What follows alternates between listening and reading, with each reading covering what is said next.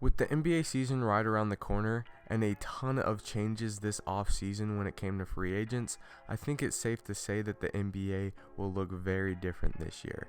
And I think that because of all these changes, a lot of players have a chance to shine and break out from what they were in past seasons. In today's video, we're going to talk about some players that I think could have breakout seasons and become stars in the upcoming year.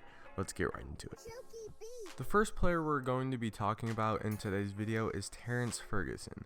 And if you've been watching my channel for a while, I think maybe a year or two ago I made a video about Terrence Ferguson and how he went to Australia instead of college. And I think that I said in that video that I thought that his decision to go to Australia would make him overlooked by a lot of NBA scouts and NBA executives, and I think that is still the case. He was a steal in the draft when he was taken, and even though his numbers weren't that great, I think that with Russell Westbrook gone, with Paul George gone, this season is Terrence Ferguson's to prove something. Last season he averaged 6.9 points per game, 1.9 rebound per game, 1 assist per game on 42.9% shooting.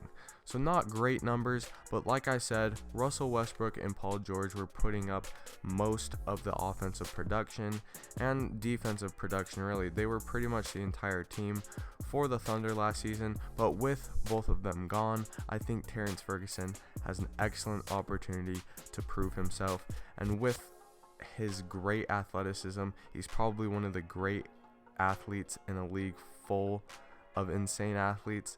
I think that this will only help him even further, and I think that he can become a star this season. The next player we are going to talk about is Zach LaVine, and some of you guys may already consider him a star. Some of you might say that he already broke out last season because he did average 23.7 points per game, 4.7 rebounds per game, 4.5 assists per game on 46.7% shooting. So those are some great numbers, and maybe I would agree with you that he has already broken out, but this season I think if the Bulls have the success that I think that they can have, especially in the Eastern Conference, I think that if the Bulls make the playoffs and Zach is a 25 point per game scorer, if he puts up 25, 5, and 5, I think that a lot of people will start considering Zach LaVine a top 25 player in the NBA, and I think that we already know that Zach LaVine is a great athlete. A lot of people consider him the best dunker in the NBA, but he is a lot more than that, and I think that if the Bulls have the success that I'm confident that they can have this season, Zach LaVine will start being pushed into the conversations of the stars in the NBA. The next player we have is De'Aaron Fox, who has been one of my favorite players to watch since he was in high school. I was watching him on Ball is Life, and some people may say that he has already improved a lot, which he definitely has. He has improved a lot in his short career, but I think that this is the season where he truly breaks out.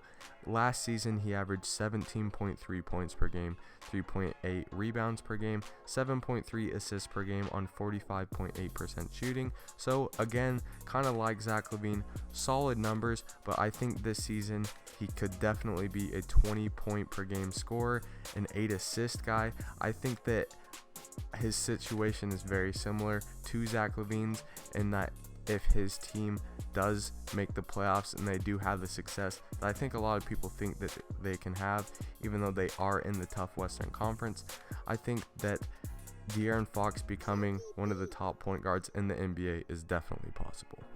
The next guy that we are going to talk about was De'Aaron Fox's teammate at Kentucky, and that is Malik Monk. Now I think that his situation is very similar to Terrence Ferguson because so far in his career he hasn't had the best numbers. Last season he averaged 8.9 points per game, 1.9 rebounds per game, 1.6 assists per game on 38.7% shooting.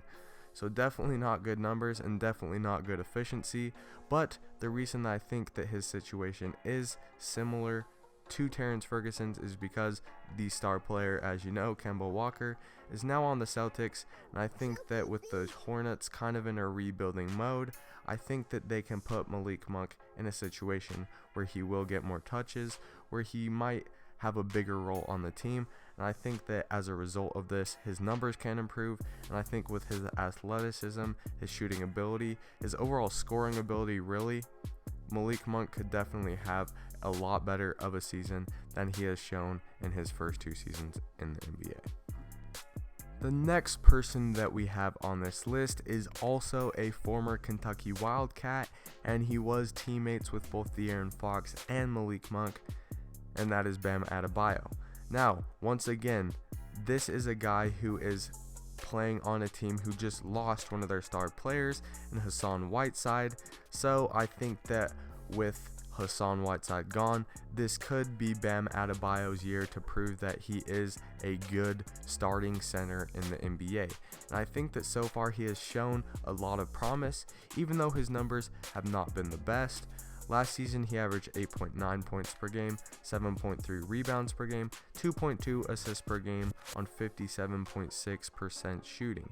So his numbers have been by no means bad, but they haven't been starting caliber star center type of numbers. They've been good role player numbers, and he has been a good role player up to this point. But like I said, with Hassan Whiteside gone, I think that he could be averaging 15 and 10 this season, and if he gets his block numbers up, which I know he can, I think that he could definitely be one of the better centers in the NBA this upcoming season. Now, breaking the streak of Kentucky players, we have Jaren Jackson Jr., who was one of my favorite big men coming out of college in the draft. Top pick in the draft, not the number 1. He was top 5. I forgot. I think he was number 4. Don't quote me on that. I think he was number 4 in the draft. But so far, he hasn't put up bad numbers. He put up 13.8 points per game, 4.7 rebounds per game, 1.1 assists per game on 50.6% shooting. So, definitely not a bad season for Jaren Jackson Jr., but similar to a lot of other players on this list, the stars of Memphis are gone. They brought Ja Morant in, Mike Conley and Marc Gasol are gone. They are rebuilding now, and Jaren Jackson will definitely be one of the focal pieces of both their offense and their defense in the upcoming season. I know this might be a stretch, but I definitely think it's possible that Jaren Jackson is a 20-point per game scorer this season, maybe 20 and 8 rebounds. That would be great. I wouldn't doubt it if Jaren Jackson became an all-star this year. I'm going to be honest. I just love his potential, his length, and so far, his numbers have definitely not been bad. With Ja Morant right next to him, I think that could be a deadly duo for Memphis, even in the tough Western Conference. I'm not sure that they'll make the playoffs next season, but with this duo going forward, I definitely think that the Memphis Grizzlies are in good hands. This brings us to the end of the players that I wanted to focus on this video, but I do have a few honorable mentions. Our first honorable mention is Jrue Holiday, and the reason he's an honorable mention and not one of the players on this list is because he's kind of older. He's near the end of his prime, or maybe he's in the middle of his prime, but in my opinion, he's already kind of proven that he's a star in this league.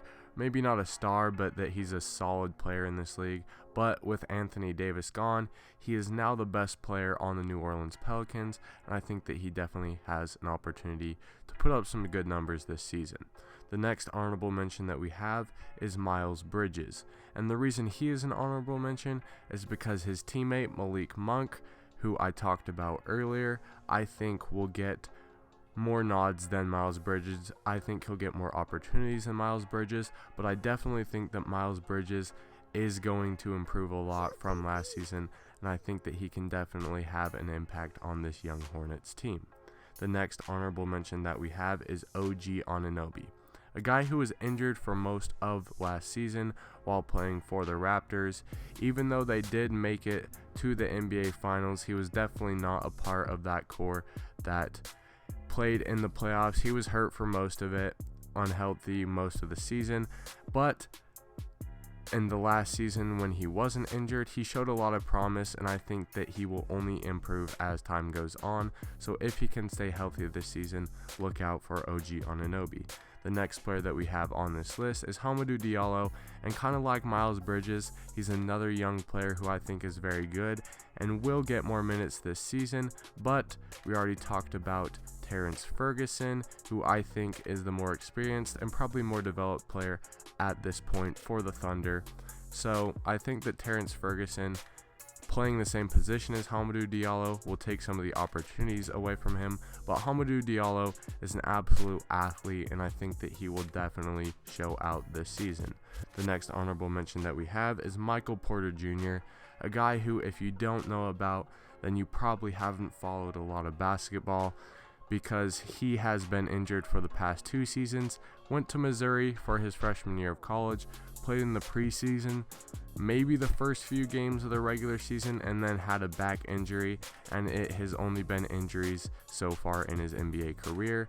He was a rookie, obviously sat out all of his rookie season, but I think that if he can stay healthy, if he can come back healthy, I think that if the Nuggets are willing to give him the opportunity, he will definitely show out. The next honorable mention that we have is Jonathan Isaac. And in my opinion, he has been kind of a disappointment so far in his career. They brought him in, the Orlando Magic brought him in as a project player. They knew it was going to take a while to develop him, but so far he hasn't shown a lot of improvement. Not that he's bad or anything, but this year with the Magic's young core, I think that he definitely needs to step up, and I think with his length, with his talent, he definitely can be a better player than he has been. The next player that we have is DeJounte Murray, another player who, like OG Anunoby, was injured for almost all of last season, if not all of last season. I don't know if he played it all last season, but he was injured, and before he got injured 2 seasons ago, he was a very good backup point guard for the Spurs. Now, I'm not sure he will start when he comes back because, like I said, he missed all of last season, but I think that if he can come back healthy, he can definitely be a great player at the point guard position for the Spurs. The next honorable mention that we have is Kevin Knox, a player who in his rookie season impressed a lot of people. Obviously, he didn't put up good enough numbers to really be in the Rookie of the Year talks, but he definitely showed that he can be a legit player at the NBA level, and I think that as time goes on, with the young core that the New York Knicks are building, he definitely has an opportunity to show off his talent, and I think that he will only improve in the years to come. The next and final honorable mention that we have is ShaiGilAlexander. And out of all the players that I have deemed honorable mentions, he is probably the main guy who could probably have been one of the focuses of this video. I probably could have included him with the other guys because while he was on the Clippers, he showed in his rookie season that he could be a starting point guard, maybe even a star point guard in this league. So now that he is on the Thunder, he is probably one of the better players on the team. Now, I take that back. He is definitely one of the better players on the team. And I think that with Terrence Ferguson, with Hamidou Diallo, if they end up keeping Chris Paul, I think that he could be a good role model, leader for ShaiGilAlexander, excuse me. I think that on the Thunder, he has a lot more opportunity to grow, get a lot more possessions, get a lot more playing time. And I think that ShaiGilAlexander, geez, I can't get that right. ShaiGilAlexander will definitely have a great season for the Thunder this year. Please leave your thoughts on all the players that I included in this video, the focuses, and the honorable mentions. Let me know if I got it right, if I left off players, and if you enjoyed this video, please like and subscribe. Thanks for watching. I'll see you on my next one.